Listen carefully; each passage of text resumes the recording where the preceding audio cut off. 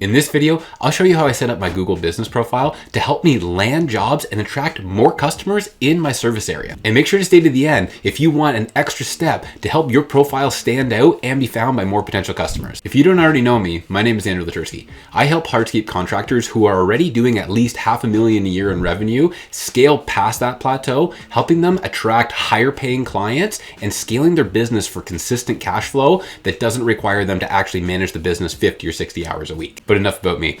I'm going to break this down into steps for you today. So if you need to bounce around, go to one area to the next, that's fine. Make sure to take a look in the caption below for the timestamps. Let's get into it. All right. So step one, we're going to go to google.com/business and we're going to click on this blue button here that says manage now. This will start our process of actually creating a Google business profile page. Now, if you don't already have a Google account set up, it will take you right to an option to create. If you already have one, the way that you get from it, if you're going to use something new, and I recommend you do for your business, is you click on use another account. From there, you go down to create account and you're going to select for work or my business. From here, you have an option. You can go ahead and sign up for a 14-day trial of Google Workspace, which has a lot of great features, but comes with a monthly price tag. So for today, we're going to go ahead and work through this, setting up a Gmail address, knowing that you can always sign up for that Google Workspace later on. Go ahead and click get a Gmail address. This is where you're going to enter your information, okay?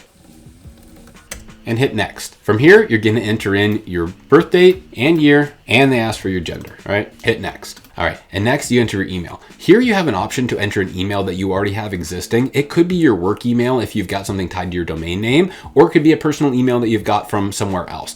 Otherwise, you can go ahead and click on get a Gmail address instead. For the sake of it today, we're going to get a new Gmail address. All right, I'm going to go ahead and take one of the recommendations. In this case, it's my last name in reverse at gmail.com. We're going to hit next. All right, and next we're going to go ahead and create a password.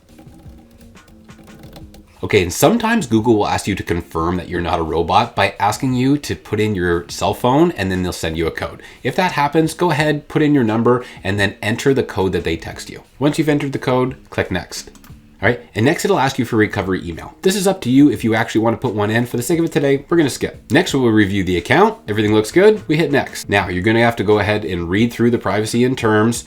And at the bottom, click agree. Again, one last confirmation that you're confirming you've read it. Step two, enter your business name.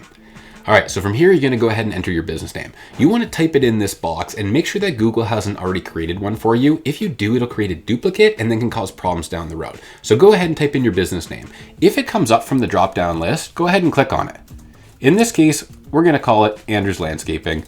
And because I don't actually have it in place, I'm going to go ahead and click on create a business with this name and hit continue. All right, and next you're going to choose your business type. Really quick, I just want to go over the three options. Number one is online retail. That represents somebody who sells things just online, doesn't actually have a physical location or a service area, not a landscaper. Okay, the next one's a local store. You would click this if you have a physical location where customers come to you and buy products, or you offer design services to them and they meet you at a location. All right, and the last one is service business. This is what most landscape companies are, where they service an area. Note that you can select more than one of these, and that's what I'm going to do today, walk you through both the local store setup and the service business, just in case you offer both. Lastly, before I go on, the major difference between the two of them is that for a local store, you actually will enter the location of your business, whereas for the service business setup, you just do a geographical location, like a service area, and not a physical address. Okay, and hit next. All right, next you're going to enter your business category. So there is pre-populated options in here that you can fill in. The most common one that actually relates to landscaping is landscaper. So it's pretty simple. Start typing in landscaper. You'll see it comes up. If you are a landscape architect, there are other drop downs for that as well. But for the most part, landscaping is what we're after. Notice that you can change or add more later on. Okay. Hit next. From here, you're going to enter your business address. Now, this is because we selected a local retail store earlier on. If you're just setting up service business, you won't see this. For the sake of it today, we're going to go ahead and throw in an address in Canada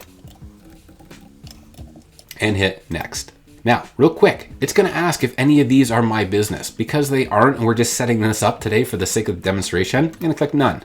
All right, from here, we're going to enter in our phone number and our website as an optional thing. If you have a website, I strongly recommend you enter it here and hit next.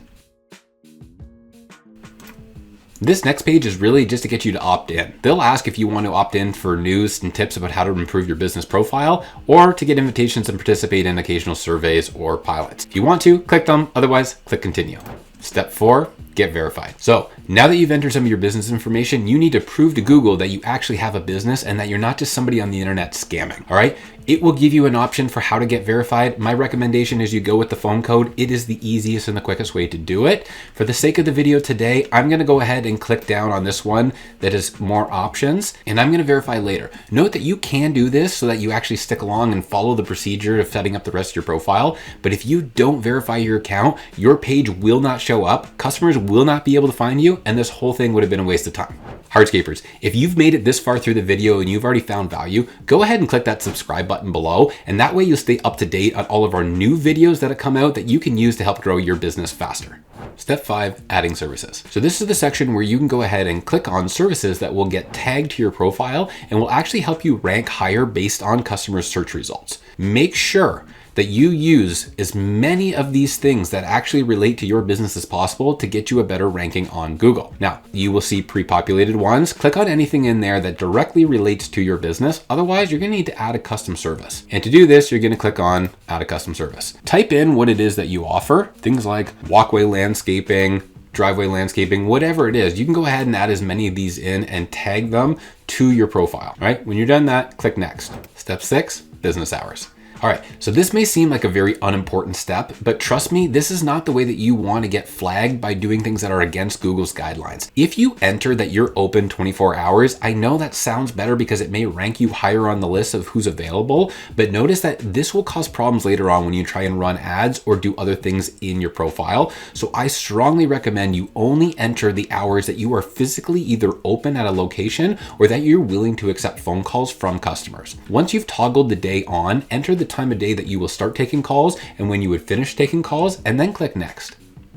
Step 7, add a business description. This is your opportunity to enter a bio, information about your company that potential customers will see online. At the end of the day, this has zero effect on what your ranking is as far as how you show up to customers, but it is nice to have something about your company that makes you stand out from somebody else. So make sure to use a few sentences in here, but keep it brief and make sure that your bio is tailored to your target market. It doesn't hurt to call out exactly who it is that you provide services for, all right? And if you're having trouble writing this yourself, feel free to use AI tools like ChatGPT or Google Gemini to help you with it. Once you've entered your business description, go ahead and click next.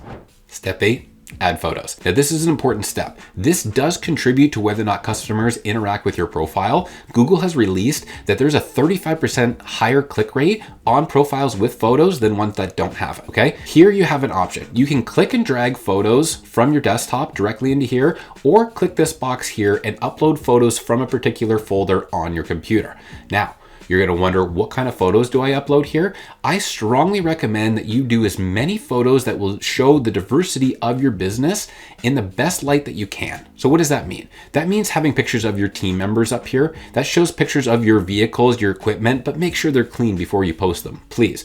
Have pictures of jobs that you've done, before and afters are great. Even some snapshots of testimonials that you can upload in here is a great way to round out the photo section of your page, knowing that you can add more photos at any time. And I strongly recommend that you do to keep your profile new, exciting, and interesting for those who are returning or visiting it again in the future. Once you've uploaded the photos of your work, you're gonna go ahead and click next.